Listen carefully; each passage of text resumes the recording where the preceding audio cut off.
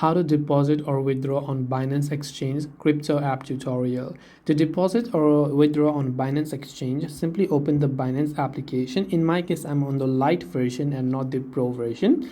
Once I'm here, from the bottom right, you'll find an option called portfolio. So just go to the portfolio option. Now to first of all deposit, you'll find this yellow button that says add funds. So you can just click on add funds. You can choose to deposit a crypto to your Binance account, or maybe you want to buy crypto easily via bank transfer, card, or more. So you can select that option and follow the on-screen instructions to deposit. Similarly, if it is withdrawing, then you can go to this take out option here. Then you can click on withdraw or select sell crypto option right here in order to withdraw on Binance Exchange, depending upon whichever funds that you have. And this way you'll be able to deposit or withdraw on Binance Exchange. I hope that this video helped you. If you have got any more questions, feel free to also leave them down below.